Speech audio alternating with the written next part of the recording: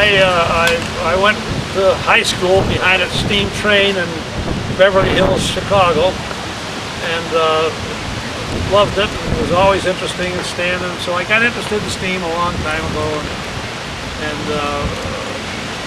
cut out a lot of stuff. A friend of mine started building a miniature steam engine, and I thought, boy, that's great. And I went over, watched and looked at what he was doing, so I started building. I built a small riding steam engine. I thought of bringing that up here and putting it out in the back. Yeah, I got it across the road, but it's too much work. But anyway, I've been coming up here.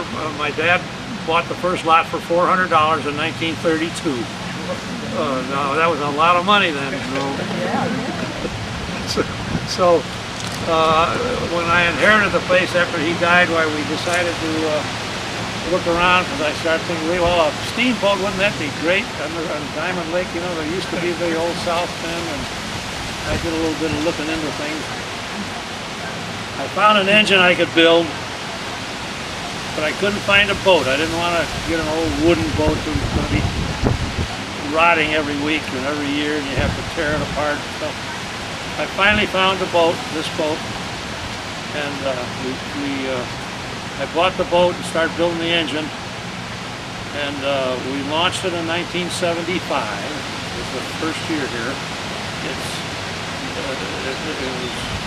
the only place it ever ran for many years. And I started going to meets around the country. Now we've had it all the way from Arizona to New Hampshire and Florida to Canada over the years.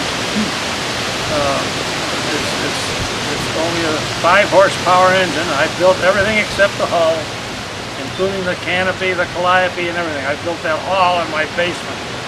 Wow. I had a lot of troubles, and you couldn't call anybody and find out how to make a calliope because nobody knows what the hell you're talking about, let alone what the dimensions are, and anything like that. I went over to the Ford Museum and looked at a circus calliope and got some dimensions from him on a few things. They didn't work out as well as I wanted, so I've had a lot of problems. The calliope has been more trouble than the whole boat because of complications and things that nobody knows about, including myself, until I gradually learned it.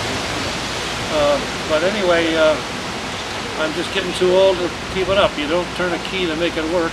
It takes about 20 minutes just to get steam up, and that's after you've done all the maintenance that goes along with everything besides that. So it's really not a simple and easy boat. People have asked me on the lake, well, you're going to sell it on the lake, aren't you? And I said, yeah, if you got anybody that knows anything about steam and how to run it and what to do and has the time to do it, and well, of course, that doesn't happen. But I do know a very good guy, a great guy, who's been after me. He's a big man, and he bought a small steamboat, and he said there was no room for just to sit in it for him. So he said, yours is a bigger boat. That's the one I'd like. And they don't make the boat anymore, and nobody makes that engine anymore either.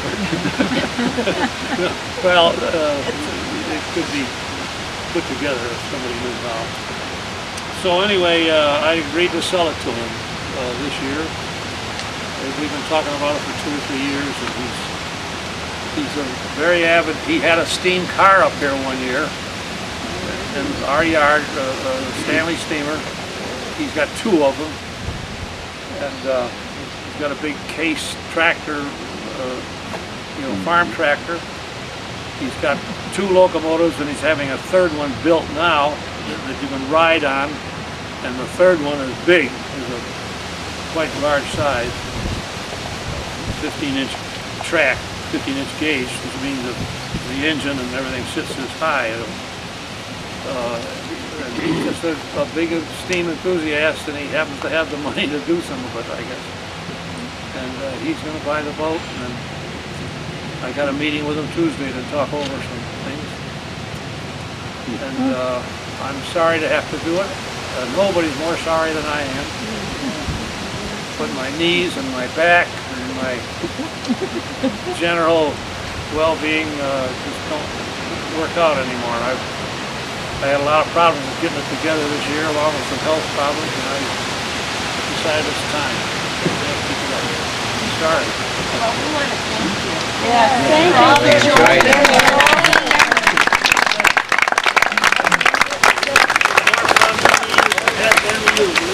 A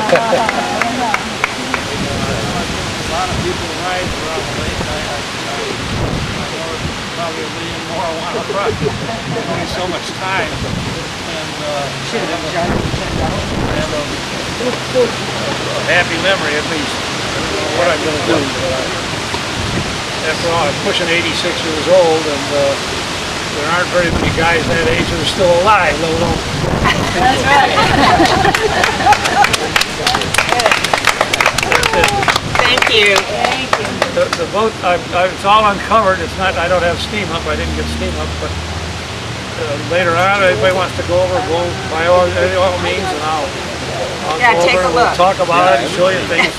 It takes 20 minutes to get steam up, though. So and in a wind like this, you may not realize it, but the canopy works kind of like a sail. So I go like 5.5 or 6 miles an hour with the wind, but only about 3 or 4 miles an hour against the wind. And you get into a 30-knot wind like this, and you don't go very fast, and you just wow. So I don't go off and out often in the heavy winds. I have and can and do, and done some very heavy times when we were on at meets with 30 other boats, all steamboats and so on. But that boat I'm very proud of. It stands up with the best of them. A lot bigger boats and a lot smaller boats. I may not go as fast as some of them, but I've never been towed in.